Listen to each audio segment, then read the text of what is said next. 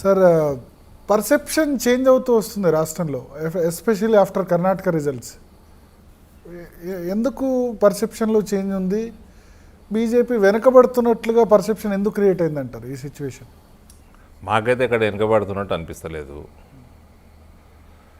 Media పని కట్టుకొని, TRS media పని కట్టుకొని టీఆర్ఎస్ అజెండాని ప్రచారం చేస్తుంది. పేపర్ వాళ్ళు రాస్తూ ఉన్నారు. ఇప్పుడు ఈటల రాజేందర్ గారు స్పష్టంగా బయటకు వచ్చి ప్రెస్ మీట్ పెట్టి నేను ఎక్కడికి పోతలేను, నేను ఎందుకు పార్టీ మారుతున్నాయా, నాకు కావాల్సినంత గౌరవం ఉందని ఆయన స్పష్టంగా చెప్పింది మనం అందరం విన్నాం. మళ్ళీ ఆయన పోతున్నట్టు రాస్తారు. ఇదంతా అమ్ముడువైన మీడియా టీఆర్ఎస్ దగ్గర డబ్బులు తినుకుంటూ ప్రచారం చేస్తున్నారు బీజేపీని వీక్ చేయడానికి. ఇవాళ రేపు ఏ ఛానల్ చూసినా నమ్మే పరిస్థితి లేదు. ప్రజలకు కూడా తెలుసు. మీడియా ఛానళ్ళు కానీ పేపర్ వాళ్ళు కానీ వాళ్ళకే తెలివి ఉంది అనుకుంటే అది ఓడేం చేయలేడు, కానీ ప్రజలకు అన్నీ తెలుసు. కర్ణాటక ఎలక్షన్స్ బిఫోర్ వరకు కానీ లేకపోతే మునుగోడు వరకు కానీ జాయినింగ్స్ అంతా కూడా బీజేపీ. కాంగ్రెస్లో జాయినింగ్స్ అనేవి చాలా తక్కువ. బట్ ఇప్పుడు జాయినింగ్స్ అంతా కూడా కాంగ్రెస్ వైపు అవుతాయి. రేవంత్ రెడ్డి పొంగులేటి ఇంటికి వెళ్ళారు, జూపల్లి పొంగులేటి గారికి ఫోన్ చేసి చాయ్ తాగిపోయమంటే నన్ను కూడా రమ్మంటాడు, నేను కూడా పోతా. ఆయన కన్ఫర్మ్ చేశారు కాంగ్రెస్లో జాయిన్ అవుతున్నట్టు. మీకు ప్రెస్ మీట్ పెట్టి చెప్పిండా? మాట్లాడారు. ఎవరు? పొంగులేటి కాంగ్రెస్లో జాయిన్ అవుతున్నా అని చెప్పేసిండా? అయితే రేపటి నుంచి ఆ న్యూస్ రాదిగా. పోనీ జూపల్లి కృష్ణారావు కూడా కన్ఫర్మ్ చేశారు, ఇద్దరు కన్ఫర్మ్ చేశారు. వాళ్ళతో పాటు ఇంకా వేరే అంచర్లు చాలామంది. ఖమ్మం నియోజకవర్గంలో రాజకీయాలు చాలా మారుతాయి. ఇంకా ఖమ్మము బార్డర్ ఏరియా, ఆంధ్ర రాజకీయాల ఇన్ఫ్లుయెన్స్ కూడా బాగుంటుంది అక్కడ. సో ఆంధ్రాలో ఏం రాజకీయం చేయబోతున్నారంటే అక్కడ రాజకీయాల పరిస్థితిని బట్టి ఖమ్మం చాలా అక్కడ ఇన్ఫ్లుయెన్స్ ఉంటుంది ఖమ్మంలో. సో పొంగులేటి వెళ్ళినంత మాత్రం నష్టమే ఉండదు. బట్ ఏమున్నదండి, ఇప్పుడు మీరు చెప్తున్నారు ఆయన అఫీషియల్గా డిక్లేర్ చేసేసిండా పోతున్నా అని. సో ఆయన నాకు తెలిసి ఆయన మంచి వ్యక్తి, మంచి బిజినెస్. ఆయనకి అక్కడ ఖమ్మంలో కొంచెం బలం ఉంది, లేదని ఎవరు అంటలేరు.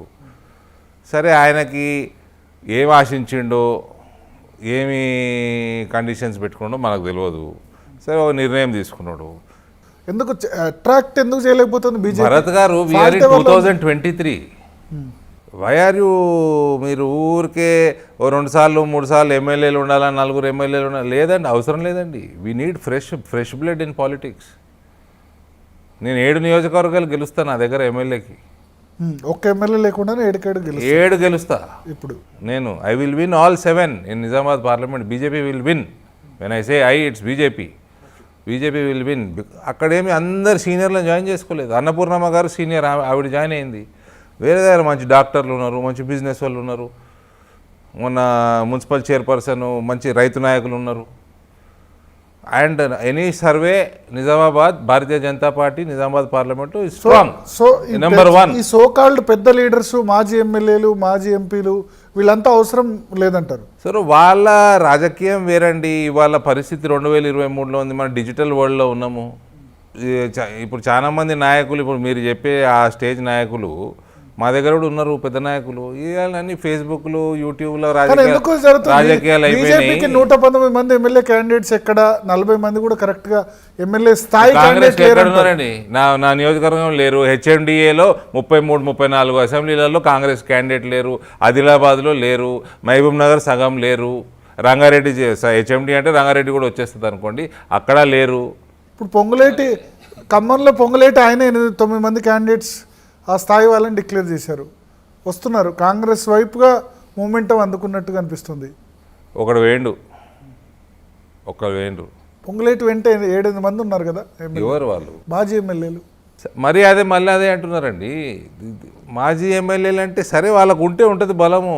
అది వాళ్ళకే ఉండదు, వాళ్ళకు కూడా ఉంటుంది. నల్గొండ నుంచి నకరేకల్ నుంచి వేముల వీరేశం ఆయనతో పాటు జాయిన్ అవుతారు. సార్, మీ ఛానల్లో ఒక మనిషికి మీరు ఎక్కువ టైం ఇవ్వదలుచుకుంటే మీరు ఇచ్చుకోండి, నేను ఇవ్వదలుచుకోలేదు. So fresh faces, end of the day people will vote for clean governance, good administration. ఒక దొంగను తీసుకుపోయి ఇంకో కాంగ్రెస్ వాడిని తీసుకొచ్చి పెడితే ఇంకో గజ దొంగను తెచ్చిపెట్టినట్టు. ప్రజలు అన్ని తెలివితోటే ఆలోచన చేసేస్తారు. ఇప్పుడు మాకు ఏం నష్టమైతే లేదు. ఎక్కడ టీఆర్ఎస్ బాగా పడిపోతున్నది, భారతీయ జనతా పార్టీకి ఏ ఓటైతే మాకు రాలేదో, ఎప్పుడు చాలా మటుకు రాదో, అది అటు షిఫ్ట్ అవుతుంది, మైనారిటీ ఓట్ షిఫ్ట్ అవుతుంది. మైనారిటీస్లో కూడా ఈసారి మేము యూనిఫామ్ సివిల్ కోడ్ తీసుకొస్తే మైనారిటీ మహిళలు కూడా మమ్మల్ని ఆశీర్వాదం ఇచ్చే పరిస్థితి ఉంది. ఇవాళ రాజకీయాలు ఇంకా 6 నెలలు ఉన్నాయి, ఎలక్షన్ ఓటేయనికే కనీసం 6 నెలలు ఉన్నాయి ఇంకా.